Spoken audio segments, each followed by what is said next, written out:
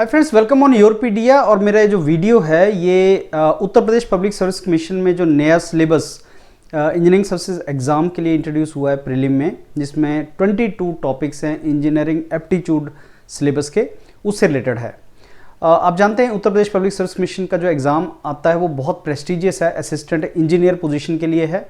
Not only Uttar Pradesh के students but आसपास की जो स्टेट्स हिंदी स्पीकिंग बेल्ट है वहाँ से भी स्टूडेंट्स इस एग्ज़ाम को लिखते हैं और एक बहुत प्रेस्टिजियस जॉब है। दूसरी बात, ये एग्ज़ाम्स काफ़ी साल के बाद आता है, 3-4 साल के बाद आता है, और ये एक बहुत ही अच्छी अपॉर्चुनिटीज़ होती है। इसमें नंबर ऑफ़ सीट्स काफ़ी ज़्यादा होती हैं, जो इस बार 600 plus number of seats declare की गई हैं अलग अलग डिपार्टमेंट में, सिविल, मैकेनिकल, इलेक्ट्रिकल के कैंडिडेट्स के लिए, और ये नंबर ऑफ़ सीट्स बढ़ने के चांस हैं। अब इसमें कुछ चेंज लाया गया। जो पिछली बार एग्ज़ाम हुआ था और इस बार के एग्ज़ाम में थोड़ा सा चेंज है। वो प्रिलिमिनरी इंट्रोड्यूस किया गया है, और प्रिलिमिनरी आपका क्वालिफाइंग है, आपको क्वालिफाई करना पड़ेगा। 40% मार्क्स आपको लेने पड़ेंगे प्रिलिमिनरी, तब आपका क्लियर होगा। और ये 22 टॉपिक्स ऐसे हैं जो इंजीनियरिंग के स्टूडेंट्स ने अपने करिकुलम में कॉलेज के अंदर नहीं पढ़े होते, लेकिन वो इंजीनियरिंग सर्विसेज का जो आपका एग्जाम होता है यूपीएससी लेता है, उसमें 7 टॉपिक ऐसे हैं जो आपके इन 22 टॉपिक्स में हैं। अब बहुत से स्टूडेंट्स इसको लेके काफ़ी ज़्यादा डिमांड कर रहे हैं कि ये 22 टॉपिक्स ऐड हो गए, हमारा कंपटीशन बढ़ गया, हमसे क्वालिफाई नहीं हो पाएगा, तो इसको कैंसिल किया जाए, और कमीशन से डिमांड कर रहे हैं कि ऐसा हो। मेरा आज का वीडियो उसी के ऊपर है कि क्या रियलिटी है और क्या ऐसा होने के चांस हैं, और कैसे आपको आगे प्रोसीड करना है, क्योंकि मई वगैरह में आपका एग्ज़ाम हो सकता है, मई जून में एग्ज़ाम हो सकता है। टाइम आपके पास बहुत ज़्यादा नहीं है, और प्री के साथ साथ आपको मेंस की भी तैयारी करनी है। अब इस जो 22 टॉपिक्स हैं, इससे रिलेटेड 2-3 पॉइंट्स डिस्कशन में आ रहे हैं स्टूडेंट्स के। पहला पॉइंट है कि साहब ये जो 22 टॉपिक्स हैं इनका कोई रिलेशन इंजीनियरिंग के साथ नहीं है, नंबर 1। नंबर 2, उनका पॉइंट है कि सिलेबस बहुत ज़्यादा है और कवर करने में बहुत ज़्यादा टाइम लगेगा। नंबर 3, इसमें 40% स्कोर करना डिफिकल्ट है, बिकॉज इंजीनियरिंग सर्विसेज के अंदर जो प्रिलिमिनरी पेपर 1 है जो यूपीएससी कंडक्ट करता है, उसमें 40% तो टॉपर्स के भी मुश्किल से आते हैं, तो इसमें 40% हम कैसे स्कोर करेंगे। तो मिला जुला इम्पैक्ट ये है कि ये डिफिकल्ट हो गया और हमसे अब नहीं हो पाएगा, मुश्किल हो जाएगा। और क्योंकि इसमें एज ज़्यादा है, आपकी ज़्यादा एज तक आप इस एग्ज़ाम को लगा सकते हैं, इसलिए आप में से बहुत से ऐसे लोग भी हैं जो जॉब गोइंग लोग हैं और जो चाहते हैं असिस्टेंट इंजीनियर बनना, और उनके पास एक अपॉर्चुनिटी होती है, ये काफ़ी साल के बाद आती है। तो obviously her section of society जो है वो चाहता है कि मेरे को अच्छी अपॉर्चुनिटी मिले। मेरा वीडियो, मैं इसमें 2-4 पॉइंट्स आपको डिस्कस करूंगा। ये Uttar Pradesh public service commission का जो इंजीनियरिंग एप्टीट्यूड है, जिसमें 22 टॉपिक्स हैं, उससे रिलेटेड हमारा ये वीडियो है। और ये ऑलरेडी आप जानते हैं, मैं जल्दी से इसको दिखा दूं, ऑलरेडी आप जानते हैं कि इसमें 150 क्वेश्चन आएंगे प्रिलिमिनरी के अंदर, जिनमें सामान्य ज्ञान 25 है, हिंदी 25 है, और इंजीनियरिंग एप्टीट्यूड के 100 क्वेश्चन है। ये सारे 150 क्वेश्चन को, जिनके मार्क्स 300 है, 2 घंटे में कवर करना है। तो इसका सिंपल मतलब ये हुआ कि जो इंजीनियरिंग एप्टीट्यूड की अगर मैं बात करूं, जिसका वीडियो मैं आज आप बना रहा हूं, उसको 80 मिनट मिलेंगे। दैट मीन्स हर क्वेश्चन को आपका, जो आपके 100 क्वेश्चन को 80 मिनट मिलेगा। 1 मिनट से कम में आपको क्वेश्चन सॉल्व करना पड़ेगा। जो इंजीनियरिंग सर्विसेज के प्रिलिमिनरी में अलग होता है, उसमें आपको बेसिकली 100 क्वेश्चंस करने के लिए काफ़ी टाइम मिलता है, आपको 120 मिनट मिलता है, 2 घंटे उसमें मिलते हैं। तो यहाँ पे आपको टाइम कम मिलेगा, तो डिफिकल्टी लेवल इसका कम है। एनीवे, ये मैंने आपसे पहले डिस्कस किया था। अब इसमें जो टॉपिक्स हैं 22 टॉपिक्स फ्रेंड्स, वो ये हैं। अब इनमें अगर आप देखोगे इंजीनियरिंग डिज़ाइन, इंजीनियरिंग मटेरियल, और बाकी जो टॉपिक्स हैं जैसे प्रोजेक्ट मैनेजमेंट है, मेरे को इनमें ऐसे टॉपिक बहुत कम लगे जिनका इंजीनियरिंग के साथ कोई नाता नहीं है। अब मैं आपको न्यूज़पेपर की कटिंग दिखाऊंगा जिसमें बोला गया है कि इंजीनियरिंग के साथ नाता नहीं है, लेकिन फ्रेंड्स ये सारे टॉपिक्स आप कहीं ना कहीं करते हो। प्रोजेक्ट मैनेजमेंट सिविल इंजीनियर करता है, मैकेनिकल इंजीनियर करता है, थर्मोडायनामिक्स तो आपका टॉपिक है, industrial safety her branch of engineering के लोग करते हैं। आपका ये जो इंटेलेक्चुअल प्रॉपर्टी राइट है, ये अब नया करिकुलम में कई जगह ऐड हो रहा है। इसका एग्जाम है controller general patent design and trade marking का एग्जाम हुआ था। बाकी आपका स्टोरेज एंड हैंडलिंग, ये आप इंडस्ट्रियल इंजीनियरिंग का पार्ट है। मतलब शायद ही कोई ऐसा टॉपिक है जो इंजीनियरिंग में नहीं करते हैं, आप करते हैं इसमें। और अगर यूनियन पब्लिक सर्विस कमीशन या उत्तर प्रदेश पब्लिक सर्विस कमीशन आपको असिस्टेंट इंजीनियर की जॉब दे रहा है, तो ऑब्वियसली वो आपसे ऐसे कुछ टॉपिक्स जरूर पूछेंगे। कंपटीशन ऑब्वियसली होता है और कैंडिडेट्स को वो चीज़ें पूछनी होती हैं। तो यस, ये टॉपिक्स इंजीनियरिंग सर्विसेज वगैरह में हैं। क्लाइमेट चेंज हुआ, ग्रीन एनर्जी हुआ, ये आप पढ़ते हो, सस्टेनेबल डेवलपमेंट हुआ, ये इंजीनियरिंग के टॉपिक्स होते हैं एंड आपको इनको तैयार करना होता है। अब ये कुछ न्यूज कटिंग है जिसमें दिया था कि प्रारंभिक परीक्षा में शामिल हुए 22 सब्जेक्ट्स 22 विषय और अभ्यर्थियों की बड़ी चुनौती मींस कंपटीशन हमेशा ही उतना होता है। अगर मैं एक ही स्क्रीनिंग टेस्ट रखूं और बहुत ही आसान रखूं, कंपटीशन फ्रेंड्स उतना ही होगा, बिकॉज जो लोग कंपीट कर रहे हैं, सपोज 3 लाख 4 लाख लोग कंपीट कर रहे हैं, तो पेपर का डिफिकल्टी लेवल बढ़ा देने से या कम कर देने से कंपटीशन चेंज नहीं होता। आप ये चीज अंडरस्टैंड करें। ऐसा नहीं होगा कि ये 22 सब्जेक्ट्स मैंने जो डाले उनमें किसी को बेनिफिट हो रहा है और किसी को बेनिफिट नहीं हो रहा। अगर लेवल प्लेइंग फील्ड है तो सबको उसी मेथड से जाना पड़ेगा। अगर डिफिकल्टी बढ़ रही है तो सबकी बढ़ रही है, लेकिन जिस पर्पस से इन 22 टॉपिक्स को इंट्रोड्यूस किया गया था, जिसके लिए एक कमेटी बैठी थी और उन्होंने सजेस्ट किया था कि हमें ये टॉपिक्स डालने हैं, तो वो ये था कि जिस पर्पस से यूनियन पब्लिक सर्विस कमीशन ने प्रिलिमिनरी इंट्रोड्यूस किया इंजीनियरिंग सर्विसेज के अंदर, उत्तर प्रदेश में वो फॉलो करे, so that quality of candidates selection हो और जो जॉब में क्वालिटी ऑफ कैंडिडेट्स जा पाएं।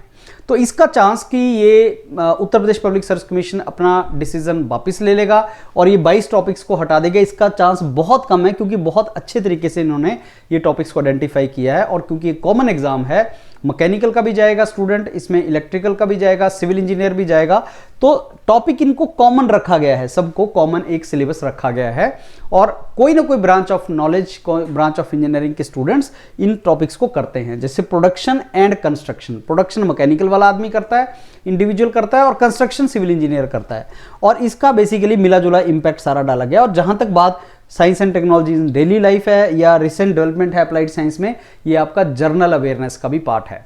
आप कोई भी स्टैंडर्ड एग्जाम या कॉम्पिटिटिव एग्जाम उठा के देख लो, उसमें फ्रेंड्स जनरल अवेयरनेस होगी। तो जिस लॉजिक से आप बोलेंगे कि इसका कोई नाता इंजीनियरिंग में नहीं है, 22 विषयों का इंजीनियरिंग से नाता नहीं, अगर ये लाइन आपने बोलनी है तो फिर वो तो जनरल नॉलेज के लिए भी ट्रू है, क्योंकि जनरल नॉलेज का इंजीनियरिंग से वैसे कोई नाता नहीं होता, जो जनरल अवेयरनेस है, लेकिन उसको रखा जाता है। तो आपको बेसिकली वो चीज़ें कॉम्पिटिटिव एग्जाम का पार्ट होता है।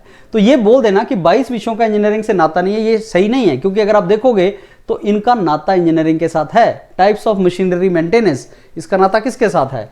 या ग्रीन एनर्जी, इसका नाता किसके साथ है? स्मार्ट बिल्डिंग्स बनाते हो, ग्रीन बिल्डिंग्स बनाते हो, सिविल इंजीनियर बनाते हैं, प्रोडक्शन है आपका, कंस्ट्रक्शन है। सो इनका नाता एथिकल वैल्यूज़ हैं, कोड ऑफ कंडक्ट्स आप पढ़ते हो बाद में, इन सारे टॉपिक्स का नाता फ्रेंड्स इंजीनियरिंग के साथ है।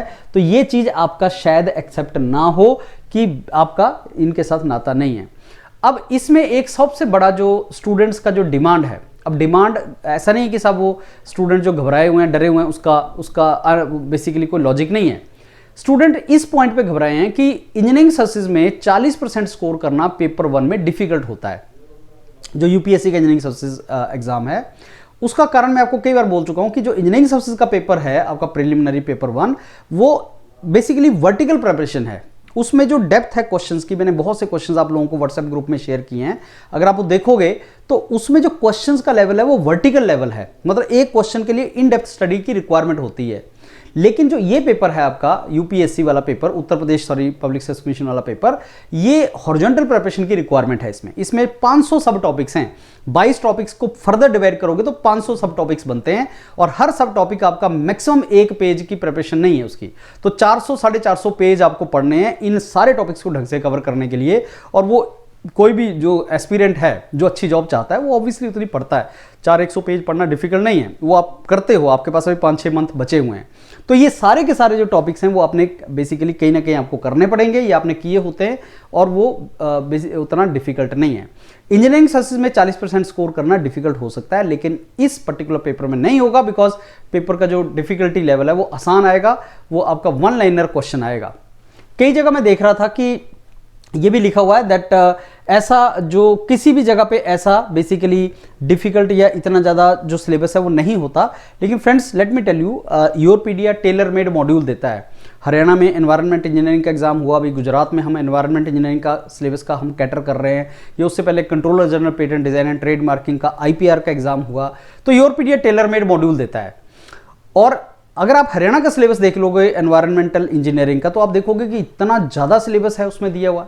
सिलेबस का ज़्यादा और कम कर देने से कंपटीशन ज़्यादा या कम डिफिकल्टी लेवल नहीं बढ़ता। बच्चे वही हैं, कैंडिडेट्स वही हैं, उन्हीं को अगर मैं 2 बुक पकड़ा दूं, उन्होंने आपस में compete करना, उन्हीं को 50 बुक्स पकड़ा दूं, वो भी compete करेंगे। तो बेसिकली सिलेबस के चेंज कर देने से कंपटीशन लेवल कम या ज़्यादा नहीं होता। ओनली थिंग इज आपको स्ट्रेटेजी चेंज करनी पड़ती है। तो फ्रेंड्स, ये जो आप डिमांड स्टूडेंट्स कर रहे हैं कि साहब ये चेंज हो जाना चाहिए और इसका मेरे को लगता है ये आपका लेवल जो है वो अलग है, तो मेरे को इसके चांस फ्रेंड्स बहुत कम लगते हैं कि कमीशन इसका डिमांड एक्सेप्ट करेगा और इसको चेंज करेगा। इसके चांस बहुत कम हैं। ओनली थिंग इज आप अच्छे तरीके से इसको तैयारी करना स्टार्ट करो, ये टॉपिक्स को करना स्टार्ट करो। डिफिकल्ट नहीं है ये टॉपिक्स, अगर आप इनके सब टॉपिक्स कर पाए जिनका योर पीडीएफ पे वीडियो पड़ा हुआ है कि जैसे आपको अगर टाइप ऑफ मशीनरी मेंटेनेंस है तो उसमें कौन कौन से सब टॉपिक्स तैयार करने हैं, अगर वो 20-25 सब टॉपिक्स आपको पता लग जाएं और उन हर सब टॉपिक के ऊपर आपको 1 पेज का क्वालिटी अगर मटेरियल मिल जाए और उससे लगते हुए क्वालिटी क्वेश्चंस मिल जाएं, तो मेरे को लगता है आप इसको बहुत अच्छे तरीके से तैयारी कर सकते हैं। So it is all about how you prepare, up to what depth you prepare, what strategy you follow, उसके ऊपर डिपेंड करेगा। तो इफ आई समराइज फ्रेंड्स, मेरे को लगता है कि ये जो टॉपिक्स आपको दिए हैं ये रहेंगे, मेरे को नहीं लगता इसको चेंज किया जाएगा उत्तर प्रदेश पब्लिक सर्विस कमीशन द्वारा। और बहुत से लोग जो डिमांड कर रहे हैं उनकी डिमांड्स बहुत मेरे को कई बार लॉजिकल नहीं लग रहा है। वो जैसे बोल रहे हैं कि ये तो हमने कभी पढ़ा नहीं है, इसका तो कोई लॉजिक नहीं है, इसको क्यों इंट्रोड्यूस कर दिया गया, इससे डिफिकल्टी बढ़ जाएगी। कमीशन इस चीज़ को एक्सेप्ट नहीं करेगा। सो बेस्ट ये है कि अगर आपको एक अच्छी जॉब लेनी है, आप इसमें तैयारी प्रिपरेशन आप करें, अच्छे तरीके से मेहनत करें। योरपीडिया जो आपको एक dedicated WhatsApp group, free WhatsApp group आपको क्रिएट किया है, आप उसमें कंटेंट का बेनिफिट ले सकते हैं। हम लोग उसमें 30% अपना कंटेंट फ्री ऑफ कॉस्ट सब लोगों को शेयर करते हैं। योरपीडिया 30% कंटेंट फ्री देता है सबको, तो उससे आपको आइडिया लग जाएगा कि साहब किस तरीके से टॉपिक्स आएंगे, कैसी प्रिपरेशन करनी है, वहां से आपको आइडिया लगेगा। एंड आई थिंक अगर आप अभी से प्रिपरेशन करते हैं, 2 घंटा डेली देते हैं, तो ये वाला पेपर, प्रिलिमिनरी पेपर आपका बहुत अच्छा हो जाएगा। So friends, with this I end up my now this particular discussion on this paper। And अगर आपको इसका जो डिटेल है, कैसे कैसे क्वेश्चंस कहाँ से आएंगे, हर 22 टॉपिक्स के ऊपर 20-20 क्वेश्चन पूरे टॉपिक्स को कवर करते हुए योरपीडिया ऑलरेडी आपको पीडीएफ सप्लाई कर चुका है। आप उसको व्हाट्सएप ग्रुप में ले सकते हैं और वहाँ से आपको आइडिया लग जाएगा कि अच्छा ऐसे क्वेश्चंस बनेंगे और तैयारी अपनी स्टार्ट करें। So all the very best friends. ये नंबर ऑफ सीट्स बढ़ जाएगी और इससे अच्छी अपॉर्चुनिटी आपको नहीं मिलेगी। अगर आपकी एज ज़्यादा है और आप अच्छी जॉब देख रहे हैं, मेरे को लगता है आप उसको अच्छे तरीके से तैयारी करें। All the very best friends, thank you.